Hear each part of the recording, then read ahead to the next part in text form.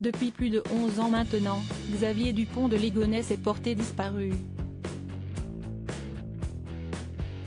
À ce jour, personne ne sait si le célèbre Nantais est encore en vie, et donc en cavale, ou tout simplement mort. Un mystère fascinant aux yeux de nombreux Français qui, encore aujourd'hui, recherchent non seulement à le retrouver mais aussi les preuves de son crime. À l'instar de deux jeunes vidéastes, originaires de Béziers, qui ont récemment dévoilé les résultats de leurs premières investigations.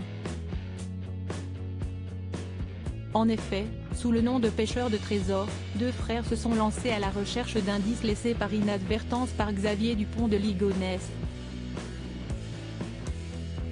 Spécialisés dans la pêche à l'aimant, les deux férus de faits divers se sont dirigés à Roquebrune-sur-Argent, le dernier lieu connu où Xavier Dupont de Ligonnès a été aperçu, mais également non loin du 55 boulevard Schumann afin de retrouver tout indice pouvant aider à élucider cette enquête. Pour cause, leur travail peut s'avérer très utile puisque l'arme du crime utilisée avec laquelle le Nantais a tué sa famille n'a toujours pas été retrouvée. Et dans une de leurs vidéos TikTok, les deux Biterrois ont ainsi fait part de leurs recherches. Malheureusement, ces mêmes expertises se sont avérées infructueuses.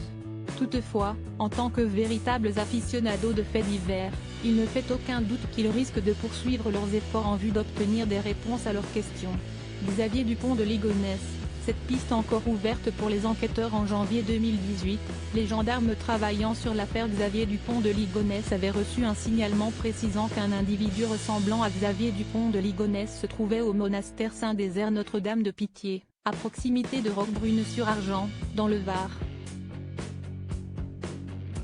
Une piste rapidement prise au sérieux par ces derniers puisque le lieu indiqué était une commune où le fugitif a été aperçu pour la dernière fois. Seulement, une fois arrivés sur place, les policiers présents n'ont pas aperçu Xavier Dupont de Ligonnès mais plutôt le frère Jean-Marie Joseph. Un homme de foi ressemblant qui de manière troublante au père de famille nantais. Cependant, comme l'avaient précisé les journalistes de Society dans leur ouvrage sur l'affaire, les policiers n'ont jamais pu fermer la piste, et c'est peut-être bien Ligonnès qui a été aperçu. Crédit photo, capture d'écran BFM TV.